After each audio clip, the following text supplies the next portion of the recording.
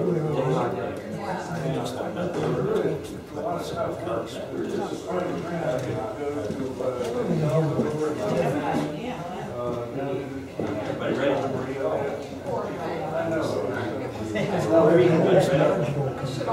Mark, sir.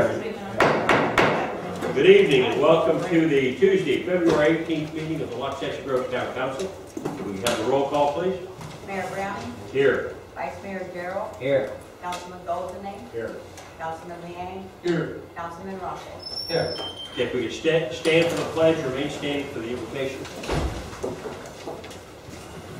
I pledge allegiance to the flag of the United States of America and to the republic for which it stands, one nation, under God, indivisible, with liberty and justice for all. Heavenly Father, again, we ask for wisdom and guidance. We pray for our community. We thank you that we're not snowed in and in such trouble. Protect those whose lives are in danger without heat and without electricity. So watch over them. Watch over our community. We pray in your name. Amen.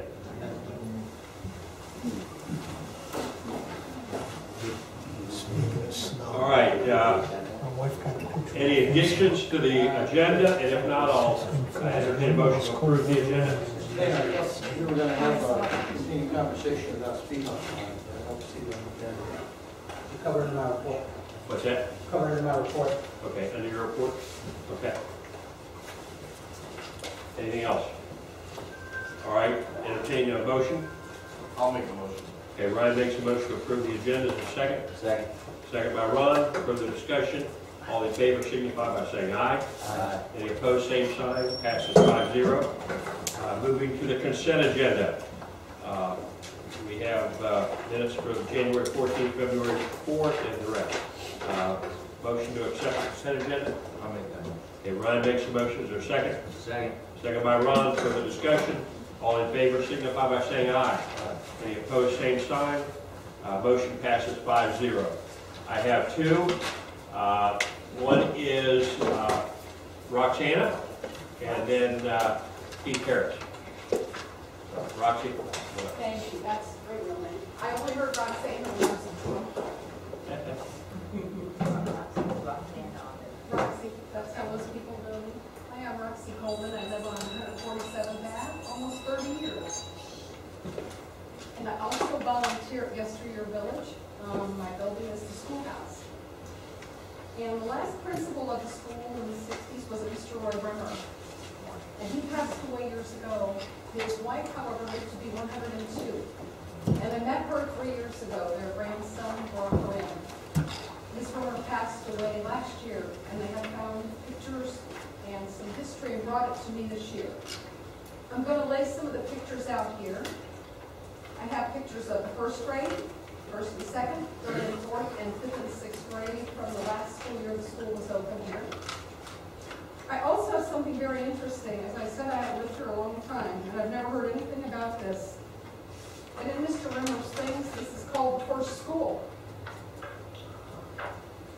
And here is our school. And this is absolutely great to me. When the grandson was speaking to me, I had no idea what he was speaking about, but I wanted to share that. And I made a couple copies of each of these if you all would like one. And I'll lay it out here to look.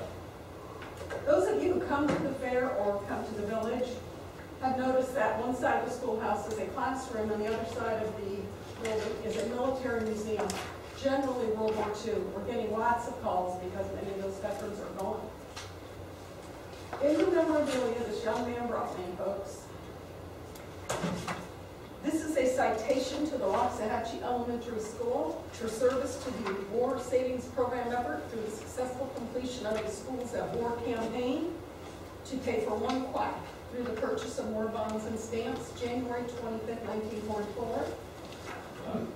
And I framed them because they are so great, but I'm happy to let you look. The United States Treasury Florida War Finance Committee acknowledges with gratitude the constructive and patriotic service rendered to our government by Waxahachie School and the successful financing of World War II, and in recognition of this service does hereby award this war service certificate in testimony whereof, and on behalf of the committee, the state chairman has heretofore fixed the signature, and there are two different war stamps here. This one was in bad shape. I I think it's really ironic. I was very happy to let the military come in and use that site. It would have been a waste of space, in my opinion, to have 2 full classrooms set up. But we were really supposed to do that because this has come to us. Awesome. And I don't know whether we're going to hang it on the war side, because that's what that is, or if we'll hang it on the school side. But I wanted to lay these things out, let y'all see, before I take them there. Great. Well, thank you.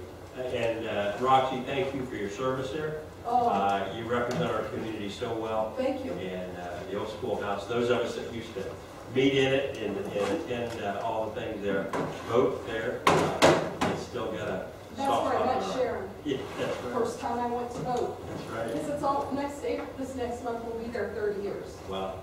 I'll lay these out, y'all are welcome to look before I, and the copies of the 2 buildings are for y'all to keep if you would like. Thank you very much. And I'm gonna look into that original building, because I have heard never a thing, I don't have any idea, of course, the grandson didn't know either. Right. I'm just, So we've got a mystery in Loxahatchee Grove. Didn't Ron go to school there? What's that? I mean, the first building. Did you recognize I know that. Second building. Second building was built in 35. Now, my kin folks probably went the first one? I'll try to keep it in order here. 6, 5, 34, 1 and 2. This was the entire school. The last year it was a school. Thank you You're very very much. welcome. Y'all, I just wanted you. Here are your copies of each of the pictures. Good deal.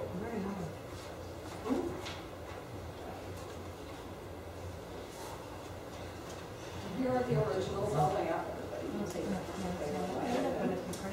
Thank you. You're very welcome. It really touched my heart.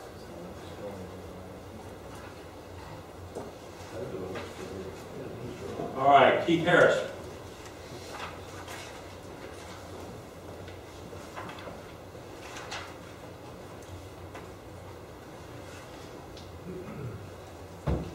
Yes, good evening. Keith Harris, 2580 C Road. Gentlemen, I may not be here for the Section 9B of the renewal ordinance, but I'd like to comment on it if I may.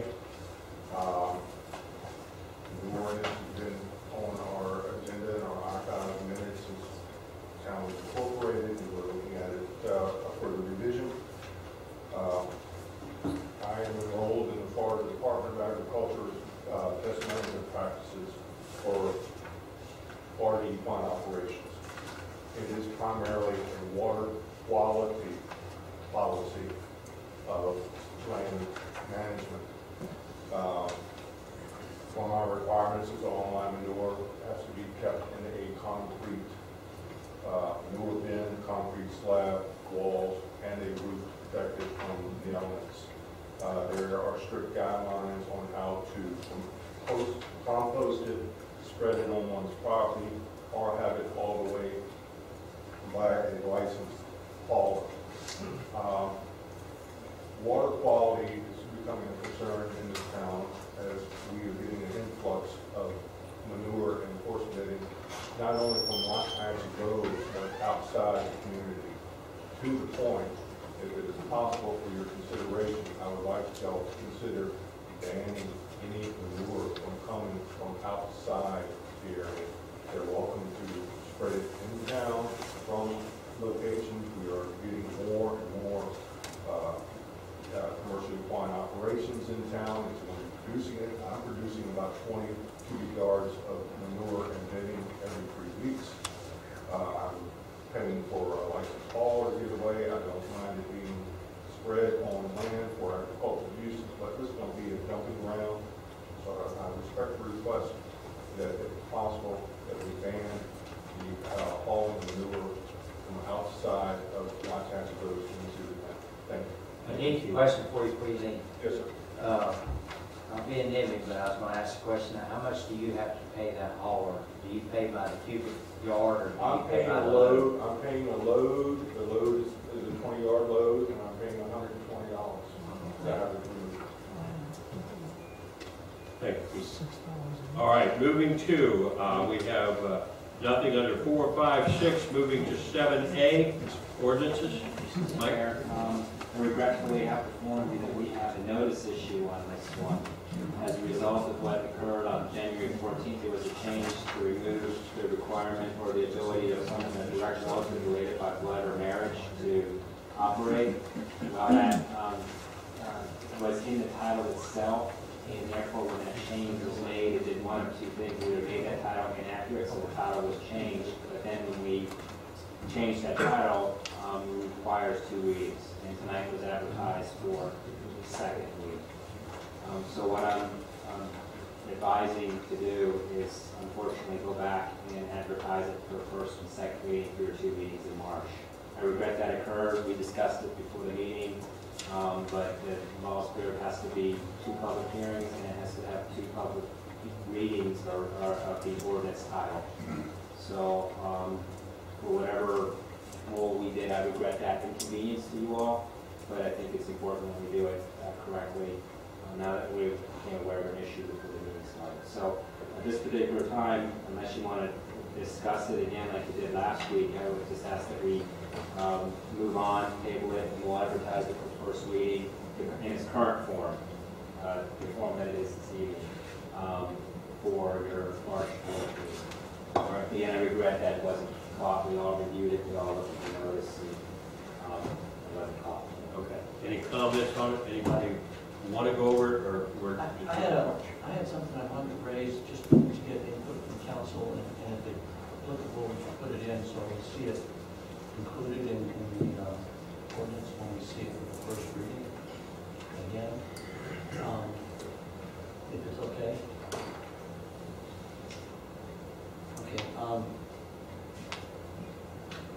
In section 75-035 under F, we basically deal with conditions have to continue, basically ownership and things of that nature. I have a question that if we have somebody that qualifies as of 2006 timeframe and meets the criteria and becomes approved, then subsequently moves out of Loxahatchee Groves and loses by moving, but doesn't sell the property that they were qualifying under. You still own the property, but they homestead someplace else. Would they then lose that operation as qualifying, or do we have to specify that if they lose their homestead exemption in Loxahatchee Groves, then there goes the qualification to run that business that way? Yeah, I would interpret the way it's written right now, that he would lose the historical legacy if he moved out and relinquished his homestead exemption. Okay. I mean, we can clearly put that in there. It says, November number 6, it says neither transfer the property to the owner or the loss of the homestead on the property. That would address that issue very clearly. Even though I agree with Jim, it's already provided in there with the continuous nature of it. But Well, it might be better to state it, and that if That's somebody's just reading harm. this, they know that that's the situation, rather than something you have to be interpreting. And that's the only question I had in terms of the change. I did notice, and Jim, this is kind of back to you. If I look at, this is related, but a little distant from the specific ordinance. We look back at section 170-040 of our ordinance from 2013-06. We make reference in that section D as a dog, that we refer to commission versus council. There's twice we refer to commission. I don't think we mean to. If you would just make a note that it's section 170-040 of ordinance 2013-06, paragraph D, we start off by referencing council, but then we have 2 times we refer to commission, and I don't believe that meant to be. So it's related to this subject, and we look at that document, but I don't believe you met commission, or we met commission, it may not have been very ad at all, unless you have a quick thought. No, I would say that whenever commission was erroneously stated that it should have been council. Okay.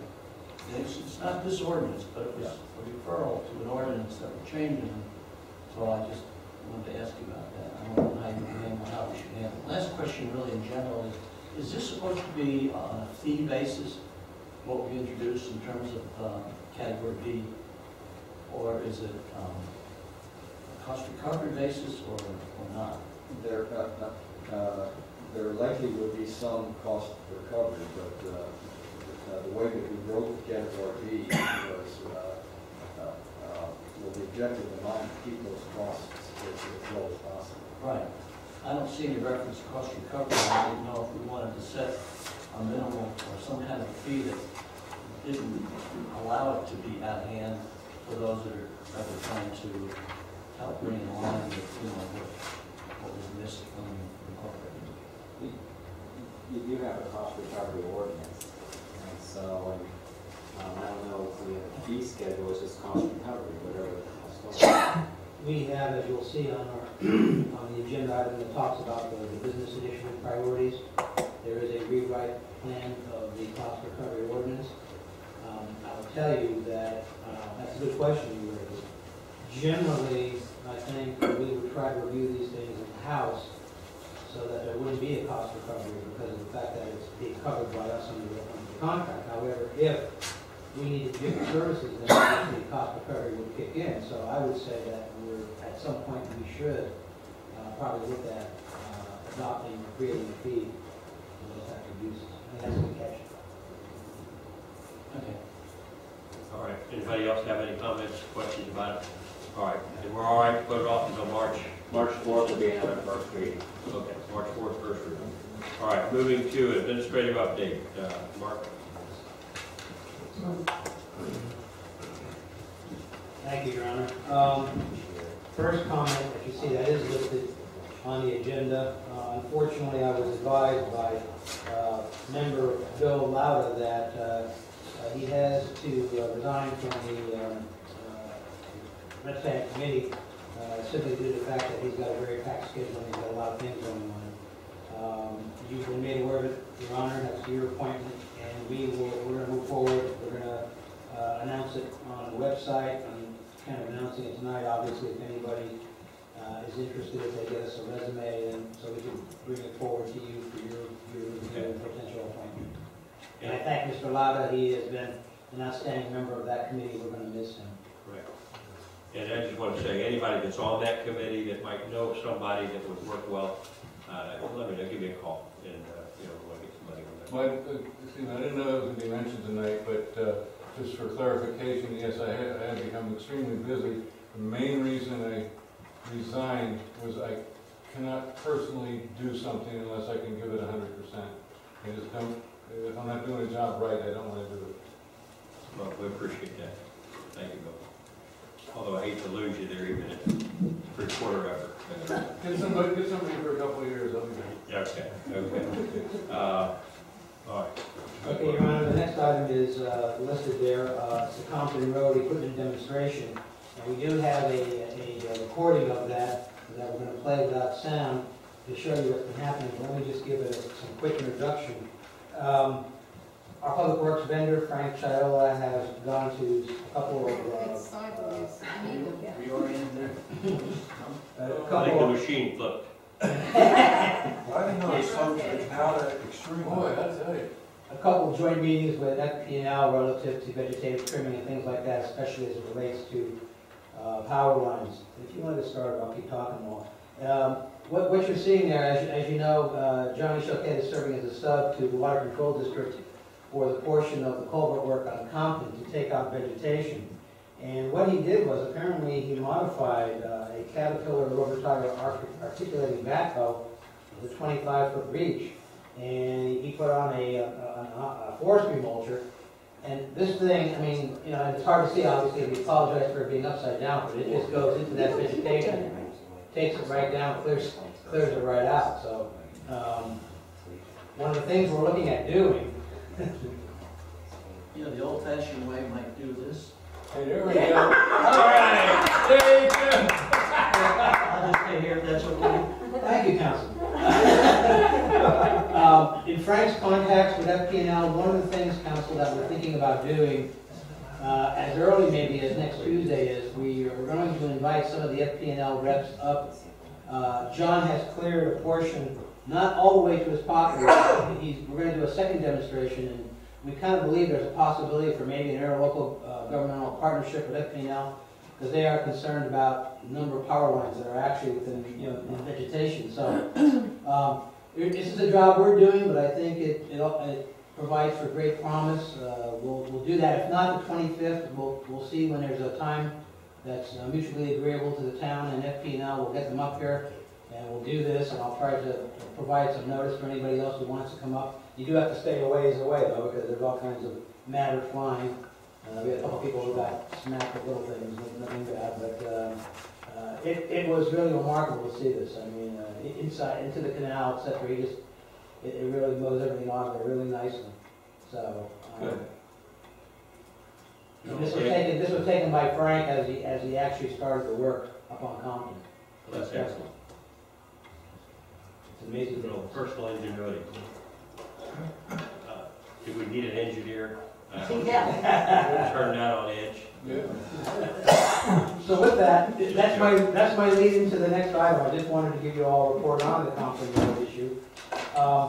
As it relates to the culverts, we went ahead, we issued a notice to proceed to Fisher Bars. They went ahead, provided the plans. In fact, the plans were ready at your last council meeting. We immediately got those. We got the permit filed with the Water Control District. They had a pre-construction meeting. I talked with Steve Yohe. He tells me that the culvert pipe is on order. They should have it any day. He thinks, and if they do get it any day, he thinks that the culvert work will be completed by the end of the week. Obviously, Mr. Choquette, serving as a sub to the district, has already done most of his part in terms of clearing out that vegetation, so there aren't any obstructions. So with that, we're on the culvert work and we're moving forward on that. Relative to the roads portion, we have also issued a notice to proceed to Kesher Barrett and Associates. They're doing their engineering reconnaissance work, their survey work, if you will. I gave them until March 3rd notice to proceed to finish all of the review of site conditions as it relates to the three roadways, Compton, Bryant, and Marcella. Mike, we did get the approval to piggyback from Volusia County. And I provided that information to the town attorney with the understanding, obviously, that we're waiting to see what the engineers come up with.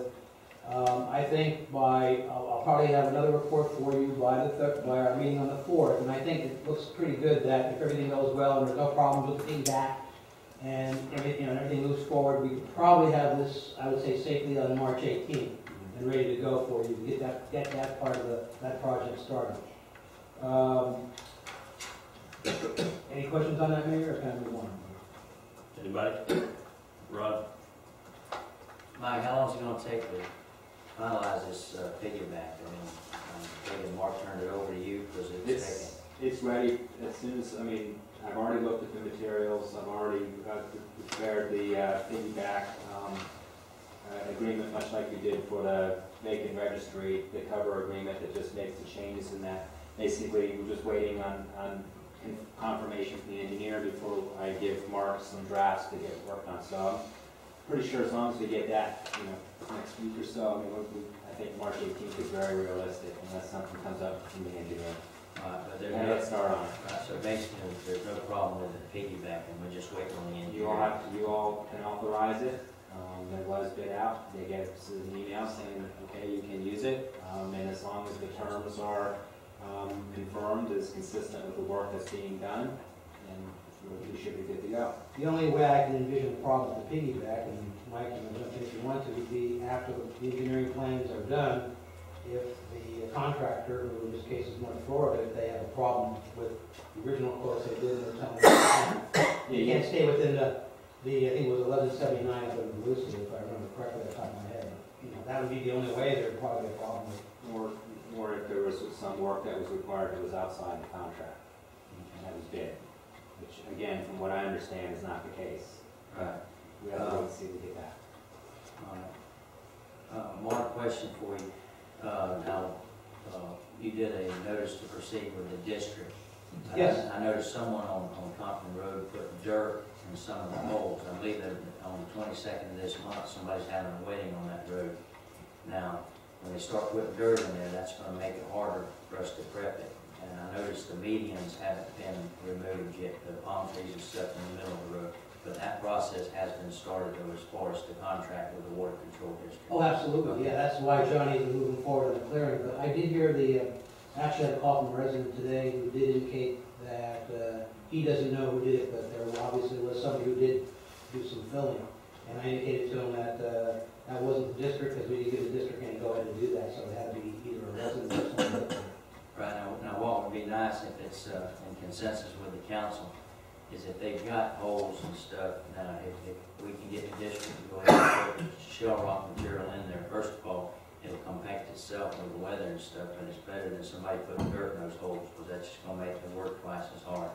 So, If you wanted an interim project like that, I could ask the district to do that under road repair. The only thing, you may remember this, Vice Mayor, we did have a discussion out at the site, and I think the district was a little hesitant. They didn't want to go ahead and do too much, because I think they felt it would be more appropriate for the contractor who's coming in, who's going to do the OGM application, to also do the filling. But that has never been totally discerned as to which way we're going to go on that. But I know that was, I think, the district's preference. They would have rather than them being involved in it, they wanted to see the contractor also do the patching and filling before the actual application is done. So. and I gotta make a comment there now. In the past, the water control district basically has kind of prepped the road before the people come in, and if they had some things that they wanted different or something, so they would sign off on the road, then they would do the touch-up work. But for them to come in and fill potholes and stuff like that and compact it, that's time consuming, and I don't believe that's considered in the original price. So if we follow suit with what we've done in the past before we got a new administrator, you know, the basic stuff, the water control district is contract with us, they can do it and have it makes it more efficient, it saves time, so that basically, and if the contract has a problem when he comes in to do the ocean, then he'll specify. I'm sure he'll say, hey, I got a problem, this needs more, this needs less. And he can take care of it himself to bring it up to par. But the basic stuff, just like clearing out the middle of the road with palm trees and stuff, you know, we've agreed that we would do that through the contract with the water control district. So that's minor stuff. And now people putting dirt in the holes, now that's just going to be more time consuming for the ocean contractor to come in and dig those holes out when we've got the equipment and we've got a contract with the water control district to go ahead and prep all that stuff. So. Mr. Mayor. Yeah, sure. Mike, are you looking to see if our contract says fill holes? I've not looked at the contract to confirm that. Okay. I mean, I assume for road repair. We would assume it's road repair, though. Yeah. Yeah, you don't have to look at the contract, that's I mean, road that's repair. what I'm saying. I They've already put asphalt in holes and stuff, and they've already put shell rock in it, and so I'm sure they know what they're doing and what they're allowed to do. Somebody's got a big compressor, they can blow it out in, 60 seconds, so it wouldn't take very long to get the dirt out. That's a question. Okay. Any other? My concern, I guess, is that if we can do anything to hurry the process along, then we should consider it. If we're not going to hurry the process along, by going in and taking out the dirt and putting in something in place of it, where the contractor is going to be coming in and do that all in one swoop, especially if we put something in that maybe not fit his criteria. I don't necessarily agree that we would make any progress. You know, we may slow down the process, but I'm interested in anything the council needs to do or can do to streamline the process so that when it comes to actually put pen to paper or to turn the contractor loose, is there anything else we can do before now on the 18th of March? Take a look at the contract or proposed contract and we approve it, or is really not something we can do between now and the 18th? Again, I thought the plan was we had to wait for the engineer to confirm that what we're getting, from the Volusia contract is what we need. No, and the engineer will have that stuff ready by our next meeting, but I'm saying, you know, we're talking about later than March to start on the road, so that gives the water control district a lot of time to, and the engineer has nothing to do with them pulling the trees and stuff out of the center and all that, that's just prep work. As I said a few minutes earlier, on an interim basis, if you want to direct me to do a notice to proceed, I can do it under the road repair. And we have, on these, I think, 2 occasions since we entered into the contracts with the district, when some of those areas on Compton and Marcella, they got a little, and Bryan, when there was a problem, we sent them out there and they did. Problem was that the fix didn't last long. Now it's up again.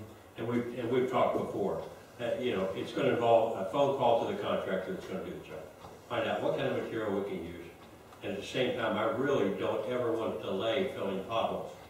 You know, if we've got something that'll work with his process, I really want to get on it before somebody breaks, you know, something. So when we do have potholes, that's what happens.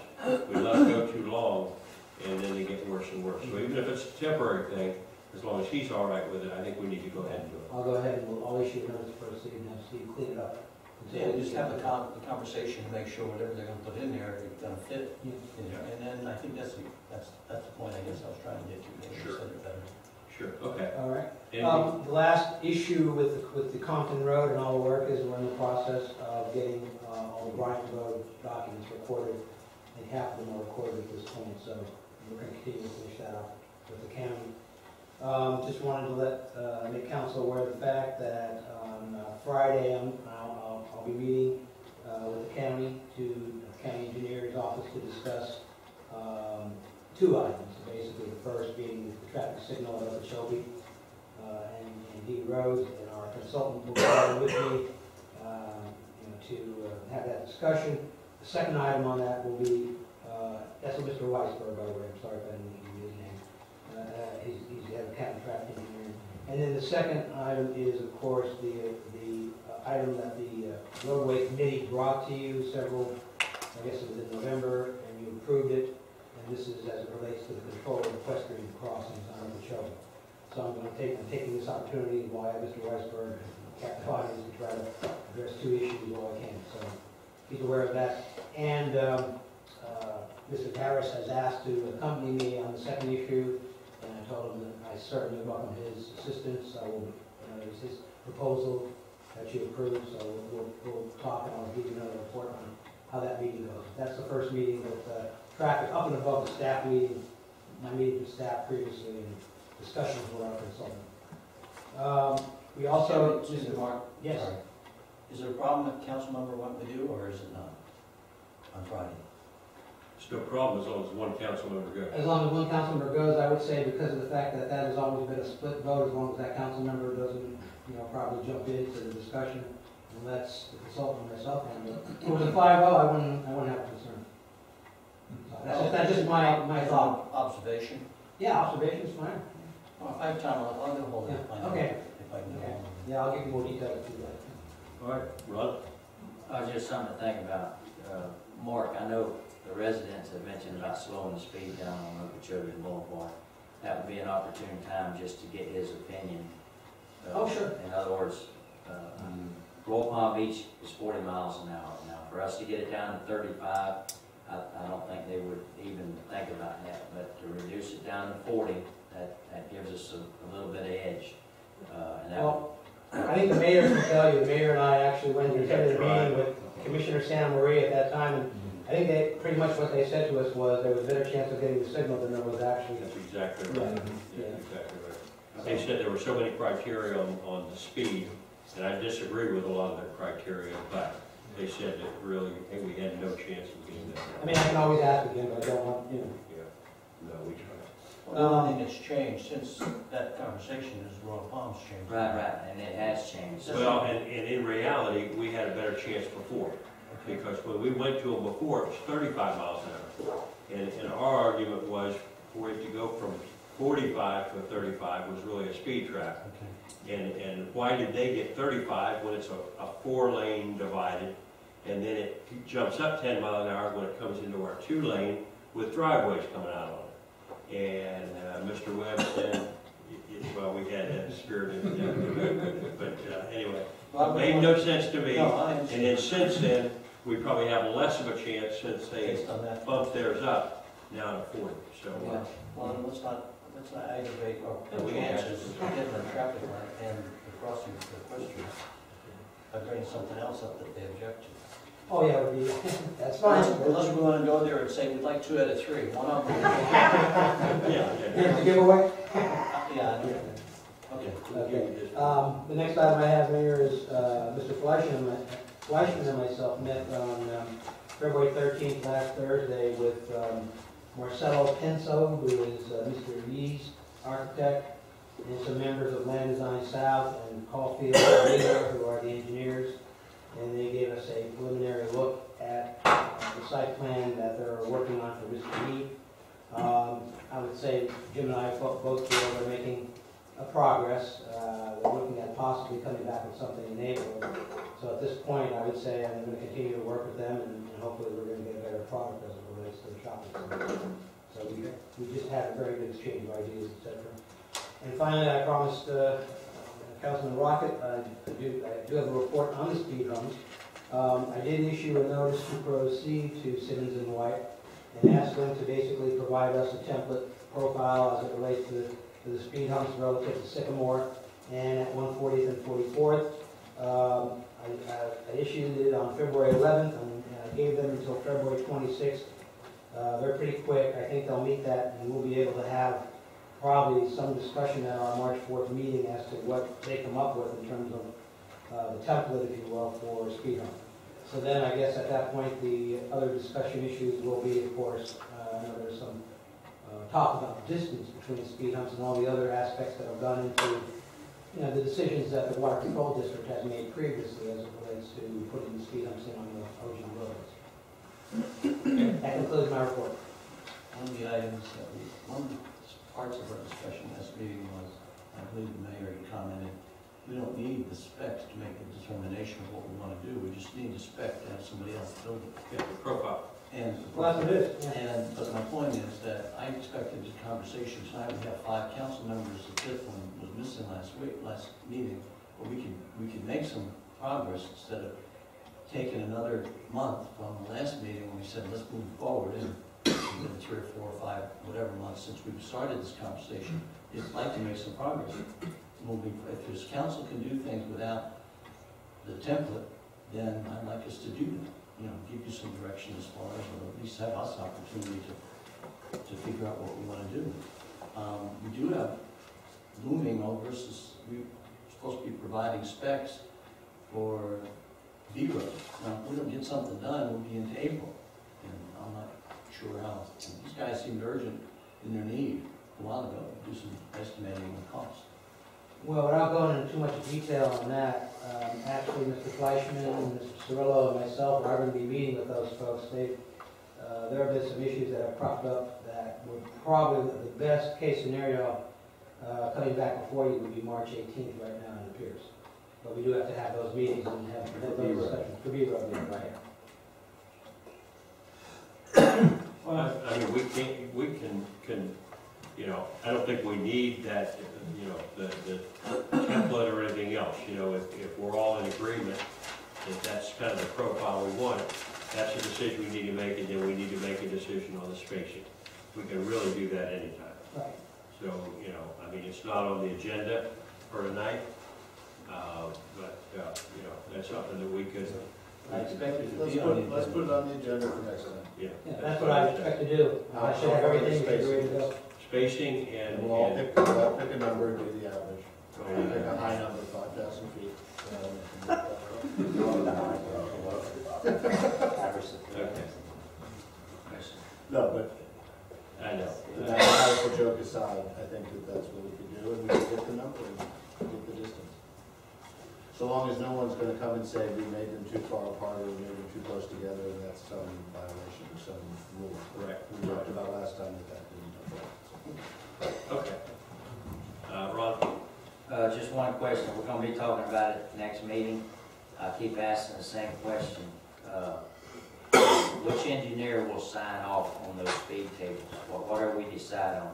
I was led to believe that one engineer would, but now after our little intergovernmental meeting now, the engineer that's taking care of Conklin roads and stuff, he didn't sound like he was ready to sign off on. Well, I think we're talking two different things. As far as a profile or a template, I think they're all willing to sign off on that with a designer.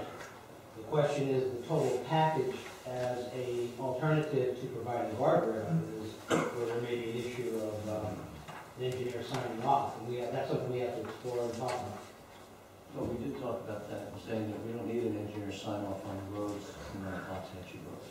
We have not done that yet, so we don't need to start that. And the engineer may want to push their perspective, but I think we covered that issue last meeting, that we're not looking for a sign off, we're looking for them to draw the picture and put the engineering specs so we can give it to somebody else to make them. And that was it. And I think that's why with B Road, the concept's talking about getting a number that would be turned over for the town or the district to construct those improvements rather than them constructing it to our specs. But that was the concept that we were discussing with them. So, Okay, so next meeting, we as a council will have a conversation and decide on spacing, and we'll also have at least a profile for a couple of samples. Should have it by for us next to meeting. pick. And then that should, I don't know if there's anything else that, relative to the subject, that there's two items, distance and. What are we picking on the design? I thought we said it like it is at a certain spot where they. Yeah. Persimmon 140. If that's the spot, then we already picked that one. If everybody's in agreement with that, we've all driven over that one. Persimmon's a little different than 140, 140 and 44. Which one's better? That's what we're trying to do. Well, which one do you like better? You can only do one of the two things. Yeah. I can tell you which one's better from firefighters' aspect, from driving over them. The ones on Sycamore are the best that we can have. They're speed tables, and they're 30-mile-an-hour speed tables. Now, they're spaced out at probably 1,000 feet or more, but they're speed tables, and the ones on Persimmon and stuff are not speed tables. They're speed humps. Now, they definitely are 30-mile-an-hour speed humps, but the speed tables are smoother for any type of vehicle, whether it be a fire truck, police car, or a residential SUV. It's the same. So if you want the best, now it's definitely going to cost more. The ones on Sycamore, the speed tables is what would be probably the most liked by the fire department. The ones on Persimmon are a table type. They flatten out. Right, but they're not anything like the ones on Sycamore. If you ride Sycamore, you'll see that they're more professional and. And based upon your discussion, Sycamore, what I told them in the notes to go see. Oh, you told them Sycamore? Sycamore. I thought we talked about two others. You said 44th and 140th. And 140, yeah, that's the second one. I'm talking between Sycamore and Persimmon, I told them Sycamore. Okay, if we're doing less of them, and I don't know that I like that idea, but if we're doing less of them, and we spend more per table, and it's smoother, then as long as the speed doesn't go out of whack. I would just, I think we've suggested more than once that council members ought to ride over it. If they have more than one vehicle, give it a try. Okay. That's all, because you have a better feel. I mean, I've done both, and I've tried different vehicles, so I'm satisfied with those two examples. Well, if we're instructing them to give us a profile for Sycamore, then that's all we need to get, because to get another profile is just going to confuse it and double the money, because we're going to pay them a lot of money just to go out there with a straight edge and a piece of graph paper and a tape measure. I have an idea, or a speed square. Did you But give them anyway. you gave them a They're probably proceed, gonna right? use some computer graphics. Direction? You probably, For yeah. one? They're going to plug it into a computer. Both. And we already gave them proceed to go for both. Okay, okay. You'll get it. And then we'll get it. All right, John Ryan?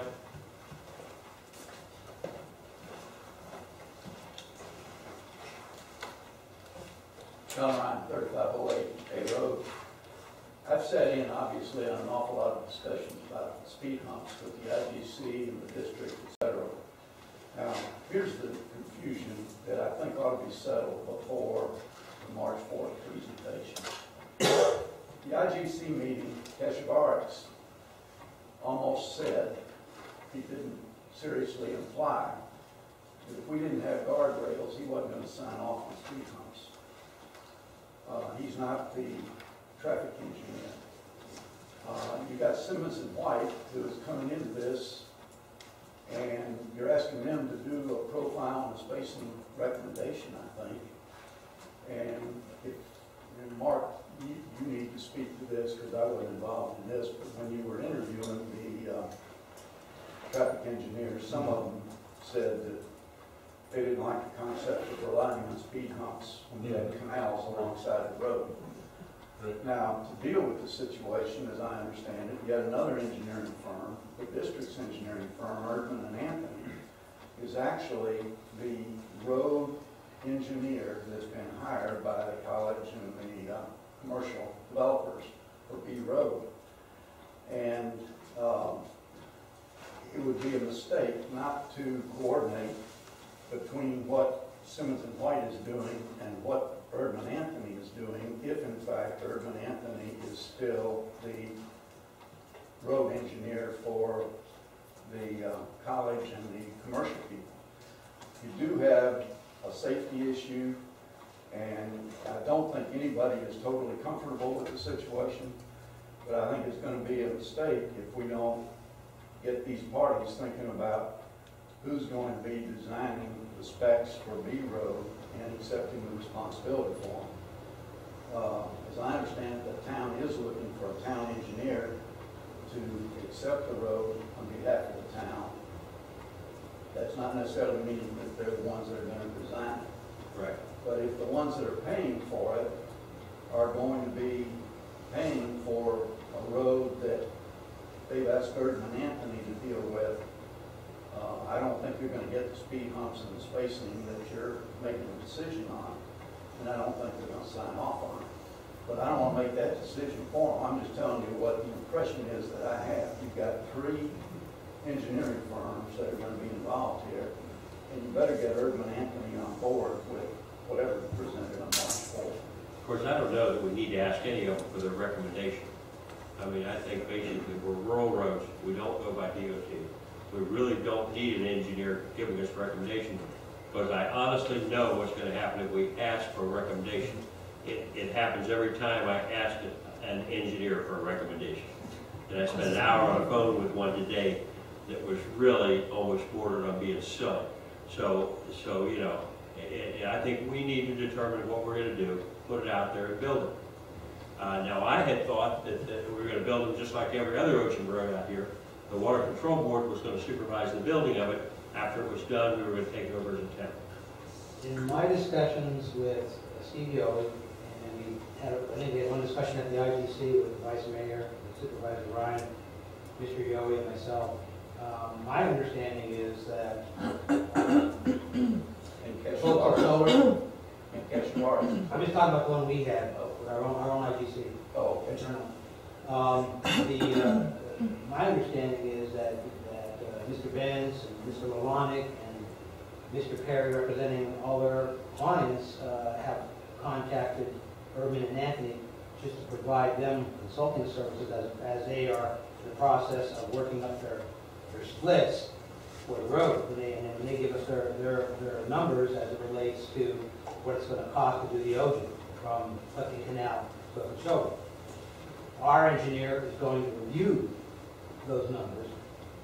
Mr. Yowie is taking the position that the district is basically going to be a regulatory agency. They're not building it. It's up to the town to go ahead, design the ocean treatment, and then bid it.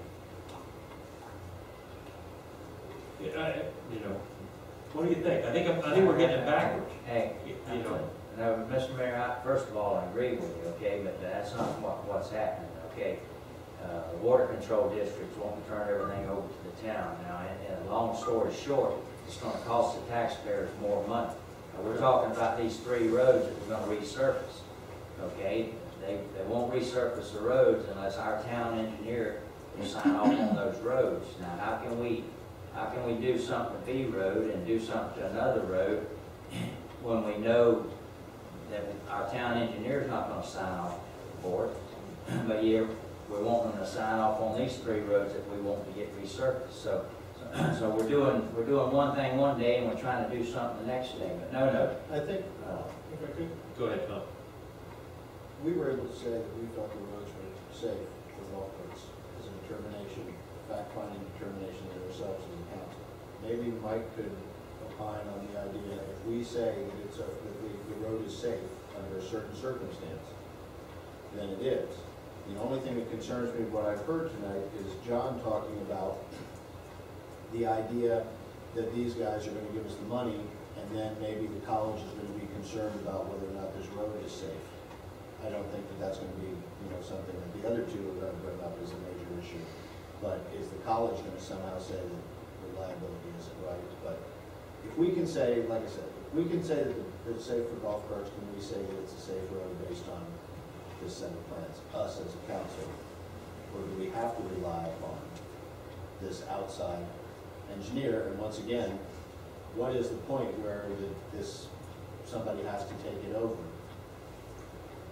Thing happens. And my thought is, and going back even what Ron says, I thought the engineer was going to look for problems, but I really wasn't looking for an engineer to approve of what we're going to do on those 3 roads. We're just going to do it. They're town roads. They've already been I wasn't opened. looking for an approval. I was looking for him to say it's going to be this thick. Right. And I agree, Tom. I agree. So that the specs are followed. That's what I was looking at. That Yeah. there is an agreed to spec. This is what we're buying. This is what we're getting. Right. That's checked, but not saying this is or isn't a 30-year road or No, a I agree. 10-year road. I agree. Mike? My understanding, many cities have come before you and done speed hump installation policies and whatever, that they approve a uniform design, and then in many places, it's the city's own public works people that put in the hump pursuant to the specs. Right. To my knowledge, they're not each individually signed off on engineering, but, that's something to consider. Here's my concern. We have followed a certain protocol for years. The Water Control Board built Ojum roads with speed humps. We put them in, we didn't put guardrails in, and the town came in and took over those roads. There is an assumption that they're in the road business and have been since 1916, and then the town can take over. Now all of a sudden we're changing it. And all of a sudden, if the town is going to build the road, we're starting something brand new. We have no record, we have no history of building roads. Now, any conflicts between culverts or anything like that, if we miss it, then bad on us, and all of a sudden it's going to cost the taxpayers more money. I mean, I would prefer the Water Control Board do like they did every other ocean road. This isn't going to cost the taxpayers more money. No, I understand. It's going to cost the B road people, because we should err on the side of every culvert needs to be replaced, not just these are, and make the developer pay for it. But you're right. When we get into the business going forward, we would say, rather than giving the benefit of the doubt because we can do it later, we'll just do it all now, once it's broke. And I do have a concern if B Road becomes the smoothest road in Loxahatchee Road, because the traffic and the people living on that road will pay for it with not the increased traffic for the college, but the increased traffic of our neighbors in the acreage that will all of a sudden find the easiest route to Southern, to a light or through, and it'll go right back to the road oil deal. You guys remember the road oil that we put down on the road, and that scares the daylights out of me, that we make too nice of a road to go flying down, because they will fly down that road. They will fly down that road. That's my concern. We've got a date, the The only third. thing to keep in mind is that part of this discussion, and this is what I'm interpreting from what Cashberick said, and they're not the ones that are going to be involved in the road details. He said the town engineer, and you've got 3 of them, but the one that's responsible for roads is going to be accepting roads on behalf of the town, and they're going to have a safety consideration with regard to roads that run alongside the canals. The 3 town roads, is a totally different situation. So that's just something that I think, to the extent that coordination and further discussion and clarification needs to take place, it would be better to do it so that you have the benefit of that discussion and clarification at your March 4th meeting. Well, we're gonna be talking with some folks, with the B-Road folks. We'll get an understanding of whether the issues coming from them coming from other places as far as the logistics of getting D Road done, the logistics of getting your work completed, and the logistics of it becoming a town road. I am aware that from conversations with the district council that the district's view is that, it's a town project, and once the road is once the agreement's done, it should be the town doing the work, that the district maybe only is interested in making sure that the road's done so they can maintain the canal. But Okay. we can have further conversations with them too. Yeah, all right, go out. Sorry, after the agenda, I haven't got it to be No, I understand now. that. I get. Fill out a 1300 E road. During when we were interviewing the engineers, that was one of the questions we asked them, is would you stand behind a road without guardrails? We kicked some of them out because they said absolutely not, we'll never build a road next door now without a guardrail. So fine. But the one we chose said, your roads are working now, the same road, fine, no problem. So I don't see a problem with the Simmons, Simon and White engineer. And again, as you said, nobody's going to certify the road as perfect. This is what we do. Thank you, Bill. All right, is that it with your, That's it, sir. all right, moving on to 9, old business. One thing on the administrative update that I didn't hear, we had asked that the home occupational business example be forwarded to planning and zoning. I believe that was about a month ago. We haven't had a meeting yet, we haven't had any items, we've been waiting for the next meeting where we do have items. Well, Unless you want us to convene a meeting just to discuss that, I didn't think that was the direction. well, I would say, yeah, we could have convened just for that subject and discussed it, because I think it was directed by the council to get it to planning and zoning, they'll take a look at it, and if they think it's something we can work with, then we can do that. So that was a month ago, and we canceled the last in-between meeting. So I'm just asking now, we can't undo the cancellation, but we need to get that addressed. If you have nothing more for planning and zoning, I guess I'll ask the council if we deem it's important enough to hold a planning and zoning meeting, if there's nothing else there, to get this thing in front of them and let them give us some feedback on it. The council? Anybody? Comments? Well, my comment is that Dennis Lick, who was on the board, he basically said a couple months ago that if they had that Highlands County ordinance and the St. Lucie County ordinance, that he didn't see a problem with it if it went back to planning and zoning. He felt like they could work it out and make it work.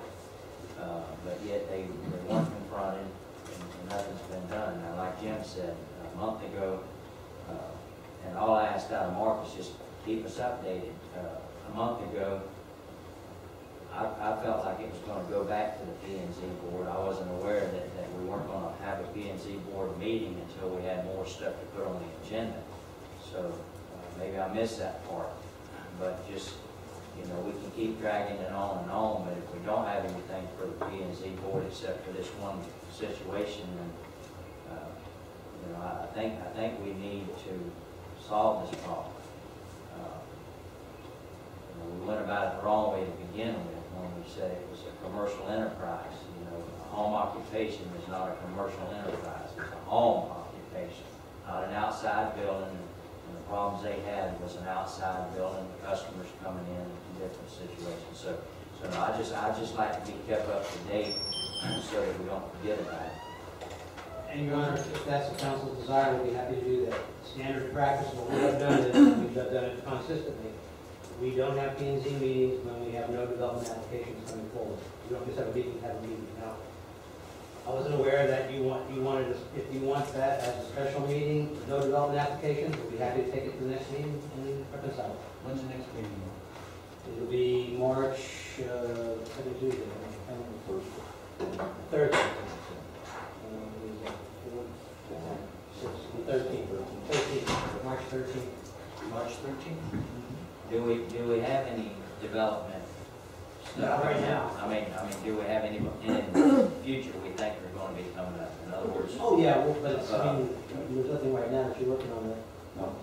when do you think the next one will be, Jim?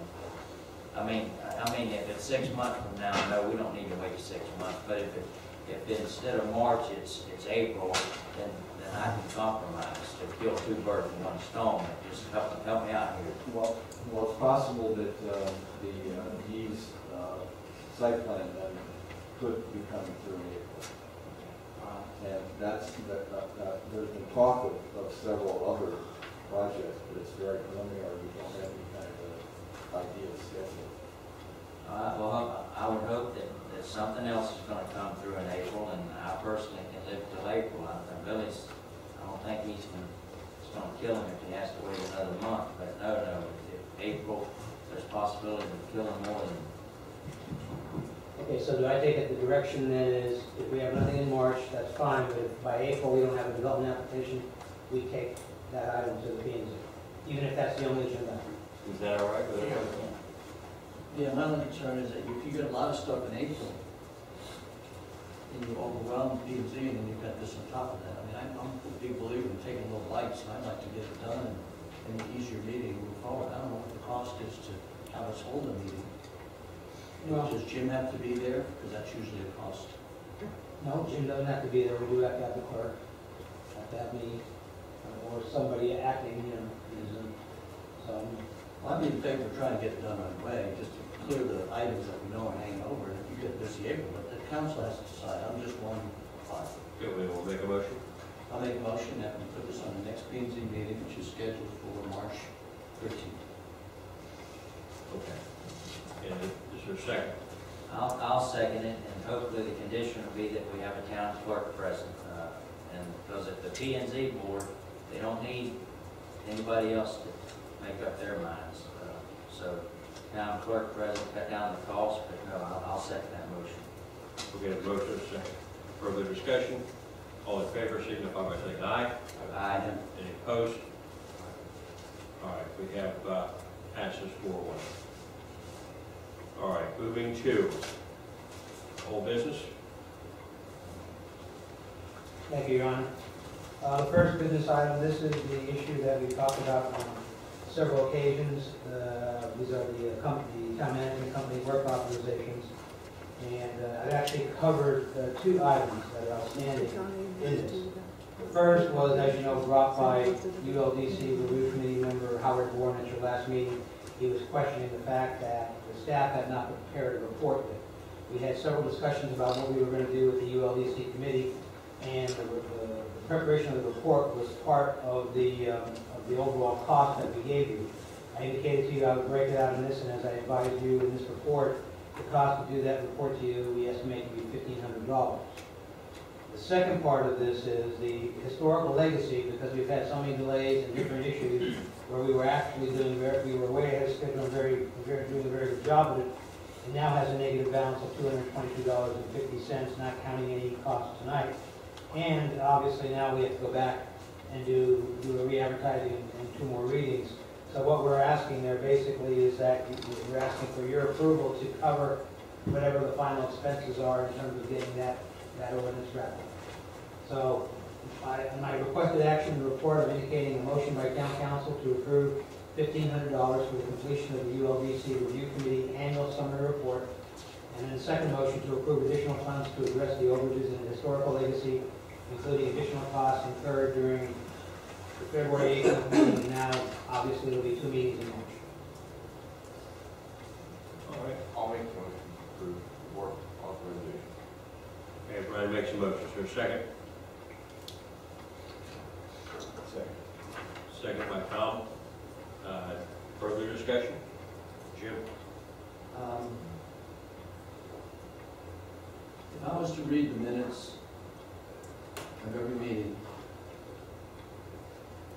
of the ULDC committee, do I have effectively a summary of what they talked about? You better read every one, you would see the action items listed. And otherwise it cost me $1,500 to put that together. But you wouldn't have the whole pledge. There was a lot of discussion, for example, just the definitions. There were a number of definitions, which I think I brought you a mid-year report and I went over everything. I mean, the minutes is just a rough, you'd have to, probably to get the real flavor, you'd have to watch some of the videos. There was a lot of discussion and a lot went into, Mr. Ryan is here from that committee, he could probably tell you, there was a lot of discussion in coming up with those. So we'd have to, the report would give you all the background and recommendations as to how to move forward. Because there are a series of recommendations. You have to decide what you want to do with them in what order and how you want to address them. I guess I don't see spending $1,500 to give us a summary. I understand there's a piece of this request is to finish out the legacy discussion, and we've already moved forward on that. I mean, I don't know why we're not second reading tonight, exactly why, but that's neither here nor there. We're going to have to do it first and second, and we're going to have to spend some money, I guess, to get it done. I'm not sure who's working on that to go forward. Does Jim have to work on that to get this thing? But Jim has been working on it, yes. No, in terms of what we have to do to, after tonight, we have to reschedule first and second reading. What additional people have to be working on Well, that? the management company. Jim works as a subject management company in some of these work authorizations. But he's working as expertise in that area, or as, can the management company not finish this off? We can finish it off. There's not going to be that much of a difference though in cost. I mean, if that's what you're, because then instead of his hourly rate, it'll be my hourly rate. All right, well, I'm just kind of giving you an idea. I would separate the two as, in terms of taking each one separately. But I'm looking at, if it's time that you're spending on it, I mean, I'm looking at things that I don't think you're responsible for necessarily always getting done. So maybe you have some room in there, some wiggle room to say, well, hey, we haven't got, for example, we don't have the website up to date, because I haven't been working on that, or haven't been focused on that, so maybe the time can be spent. I mean, there's some things that I think a little give and take. We're talking about a few $100 to finish the legacy, but that's your call as to what you feel is the price. I would rather have us take it separately, and I'm not personally interested in the sum of paying $1,500 to have that performed. Anybody else? No? I think that the purpose of the ULDC committee was for us to understand what those recommendations are. If the way to understand what the recommendations are is that I need to go through all the minutes and watch all the videos,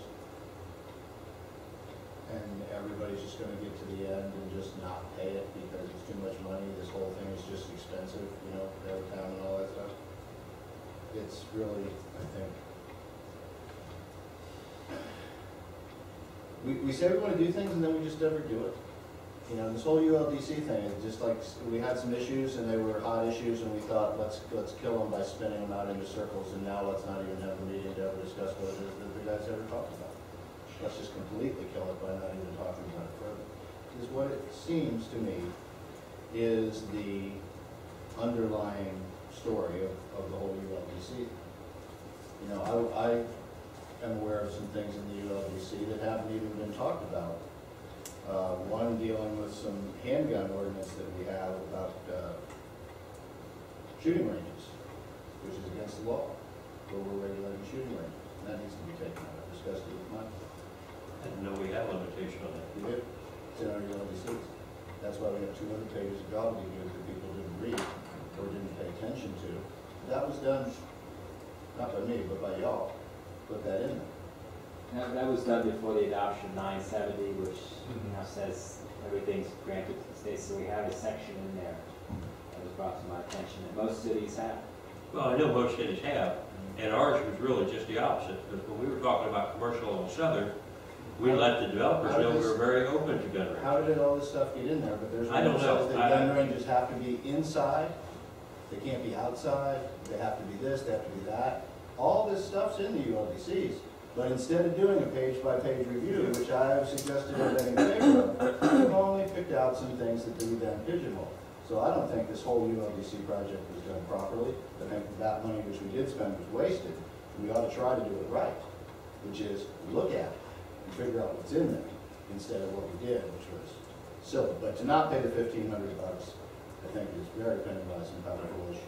We need to get to where what happened over the last year, glean from it what we can, and then we need to do it right. like you said when we started this project, 200 pages is 100 pages too long. Right. And we need to fix it. And there's huge amounts of things in there about the ag thing that need to be addressed. We have an AGO opinion, yet we're still wondering, can people do this and can people do that? Yes, they can. In almost all cases, yes, they can. So we need to get there. And get this package wrong.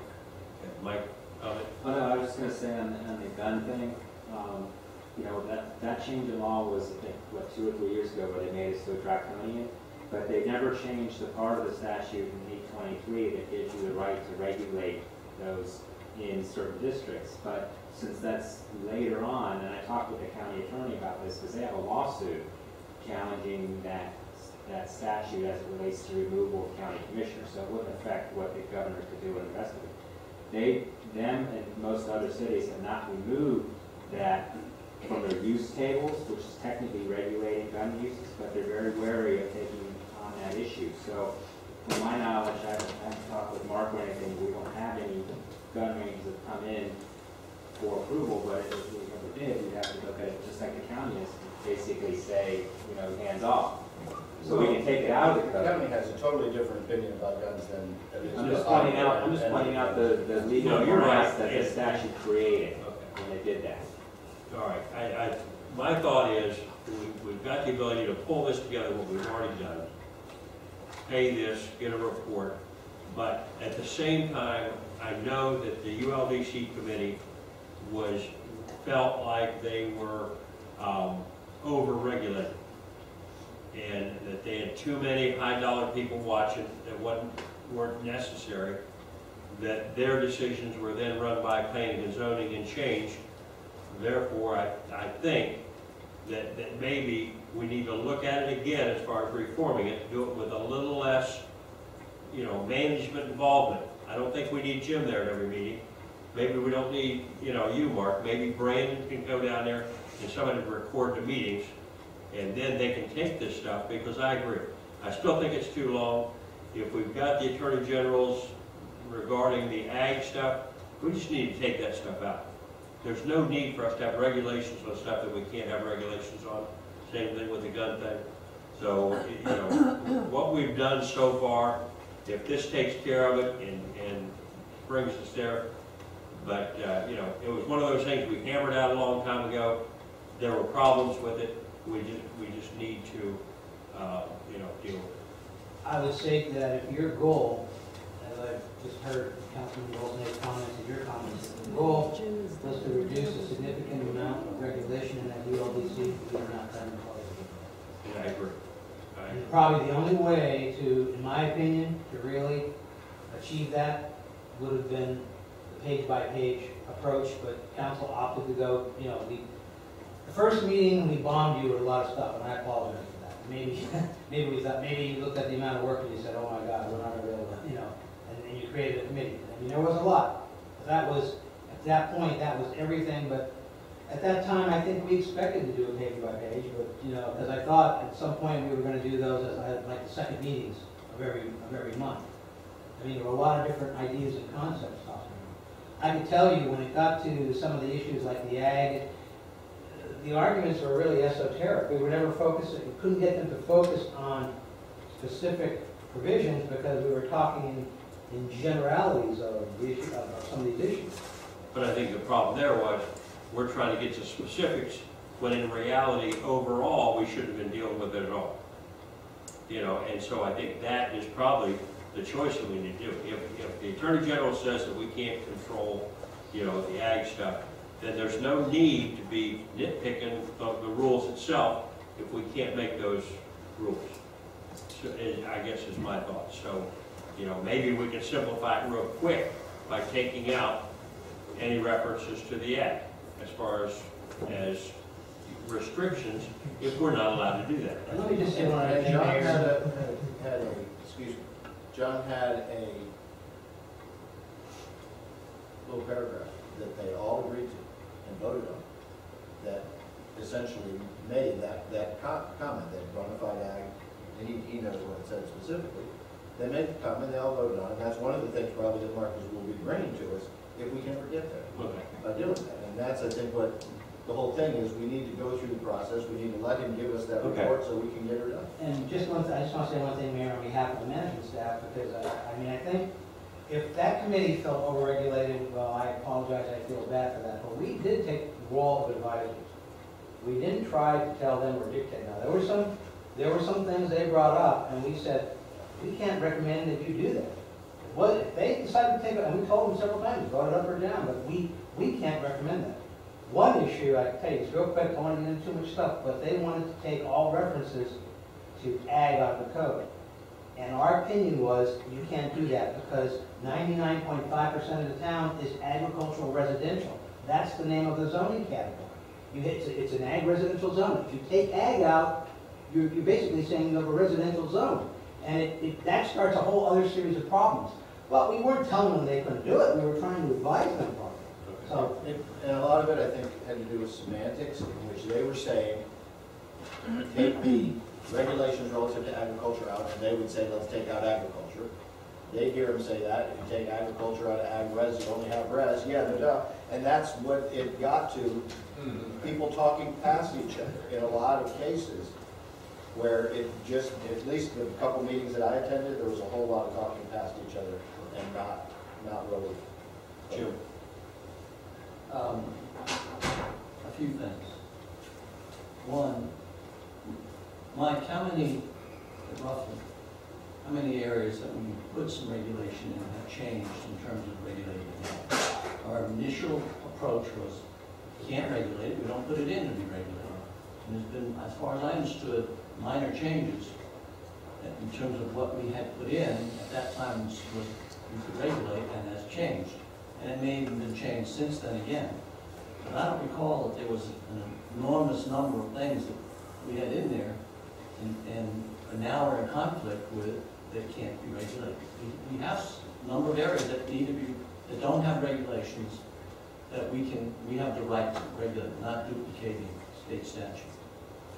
And I don't know how many I'm trying to follow on the question, whether there's been changes in law since you adopted ULDC that now say we can't do something? No, that's not what he said. He's saying what changes were made by the AGO opinion, and not to debate you, but the issues are ones of setbacks and buildings and signs and things like that, that there are specifics in there that says if an offense has to be so far back, but the AGO opinion says we can't say that. It's those kind of things, because when someone goes to build a fence, they can't have the book say you got to be 10 feet back or 15 feet back. And then the AGO opinion say, no, I can be wherever I want. You've got to have a clear delineation in our documents. My point, Mr. Mayor, was that there's a lot of references in there still that are valid to be regulated because there's no regulation in the statute that would duplicate it. You mean best management practices adopted or something? Yeah. If we go in and say, well, let's just take all ag reg references out of there, that's not correct in terms of trying to eliminate those things that we can't regulate, because there's a lot of things that are not covered. So we need to cover those. We've decided at one point that that was something that, one, the premise was it was not the state statute, we were not duplicating it, and therefore we wanted to do those things. So I don't, the other comment, not let you answer Mike unless you got something, but my other point is that we determined as a council, after we seemed to have to hear that we were spending a lot of time, the LDC committee, on different things that to me were foreign to our intent, and we had decided we would give them specific things to look at. And one of the reasons for that was we were going to pick those things that we had problems with, which is really what we've solved in a few cases so far, where we had the special exceptions problem. We had, the heritage, So those things were things that we were having problems with, trying to figure out and work around, and we've had those specifically addressed. I think there's others, but the council has already said, unless we changed, I haven't heard where we changed it, say we would specify areas to be worked on, and we would pay for them as per item. One of them, I never heard us really say that the council as a total said, let's have them go through page 1 through 200, and we're going to pay for that. That's not something I think as a council we've discussed this and agreed to. what I heard is you discuss and agree to pick an item, pay for the item, and so on. So, I still am standing by, I think, what we agreed to, which was to pick an item, and there's some basis for us to picking it, and we will ask you to proceed and handle it. But on this particular item, I just feel like it's a very expensive, I don't know that what it buys me $1,500 worth of good stuff that I can't find. And from going forward, if it's intended to give us subject matter that we might want to consider addressing to give back to the ULDC, then to me the summary is much less expensive than a complete $1,500. It's like bullet items, you know, these are things that we discussed and that was it. So, Okay. that's it. All right, John Ryan.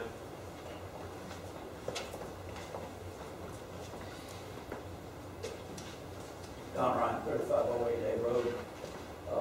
I think all of y'all have made some correct comments, but, you know, there may be some incorrect understandings. We did make a statement, as Tom said, it was real simple. You know, it was about 3 sentences. It basically said that with regard to agriculture, we defer to the state statutes and to the court decisions with regard to, I hate to use the term bona fide agriculture, but to refer to agriculture as determined by the county property appraiser. Florida statutes say the county property appraiser says whether you've got agriculture, which means commercial agriculture, or you don't have it. Now, with regard to commercial agriculture, we have to defer to the state statutes and the court opinions. Where there was a little confusion was that our ULDC didn't specifically differentiate, but logically you would differentiate between people that have a garden or that are raising a few animals, you know, essentially for either their own use or for very incidental sales where they don't qualify for an ag exemption under the county property appraiser. So you would have some restrictions in the code that would relate to what we would all realize are agricultural operations, but they aren't agriculture as determined by the county property appraiser because they don't reach that point. With regard to what Jim said, we did focus on special exceptions and historical legacy. And as you know, we had issues come up, whether it was, you know, guns or hay sales or whatever. And we said, wait a minute, you know, it's wrong to try and have ordinances to deal with everything that can come up given the broad history of Waxahachie groves. And it's all either going to fit under historical legacy as was intended by the Inc. Committee and the original town council, or it's not. So we refined that, and that's the ordinance that we're going to be dealing with, and I think that's entirely workable. Jim's right, that if you just say, read the whole thing and talk about whatever comes up, you're going to be there forever, and you're going to have nobody volunteer to sit there for that long. So I think he's right that we need to focus on whatever is giving the council concerns that they need to address. And certainly the next item to come up is one, manure. And, you know, that's the kind of thing that the town council needs to direct for the purpose of the ULDC committee review. But agriculture, I think you got to remember, there's agriculture, commercial agriculture that's defined by the county property appraiser, and that is regulated by state statutes and court opinions. Whatever other agriculture fits out here is domestic, occasional. It doesn't qualify under the county property appraiser, and we can put whatever we think is necessary in the code that relates to that. For example, if somebody was raising animals and some crops for his own use, he would fall under the setback requirements and other things because he's not agriculture as recognized by the state statutes and by right to farm. And right to farm does contemplate the use of best management practices where they've been adopted. So the state and its statutes and its court opinions do give us a lot of guidance, and what doesn't fit under agriculture that's determined by the property appraiser to be commercial, to recognize commercial agriculture is fitting under various provisions of the ULDC. And I think it's workable from that standpoint. And I think we do need to address manure and some other things, and get started with that tonight. Thank you, John. All right, we have a motion and a second.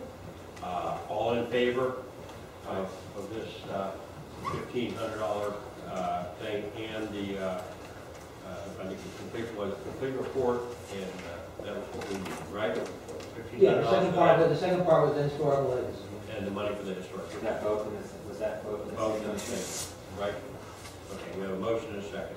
All in favor signify by saying aye. Aye. Any opposed, same sign. Okay, no, so it passes 4 to 1. Moving to 9B, the manure ordinance. Thank you, Your Honor. I felt it was time to bring this issue to you.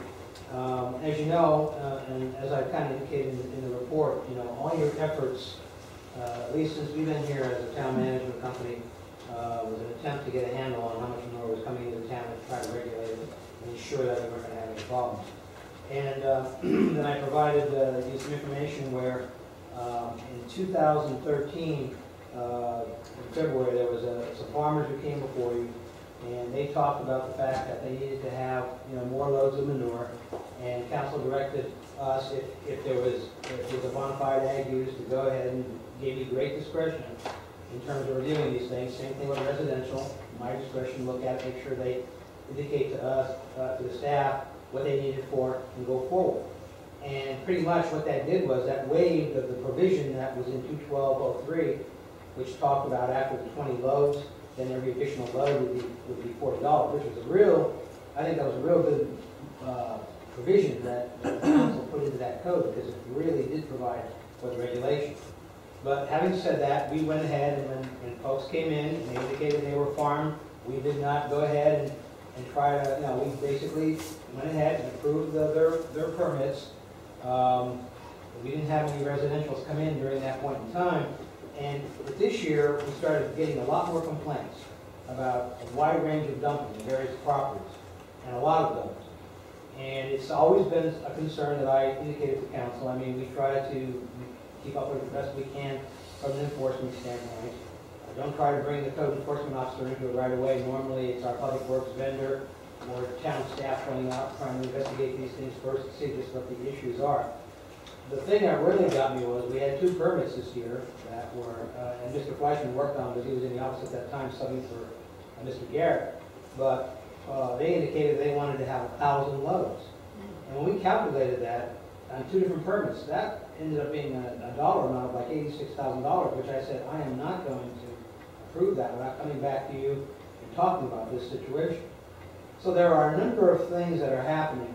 It's a fluid situation, and it's changing rapidly.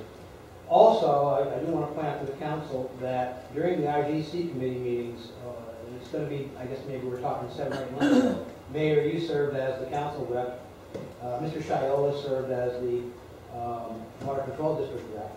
And we actually had Mr. John Bonday and Mr. Mike Odell from Wellington, and they shared some of the nightmares that they encountered in Wellington in terms of trying to deal with their phosphorus issue. And it just gave us a new perspective that we really need to look at what we're doing here with the ag. So tonight,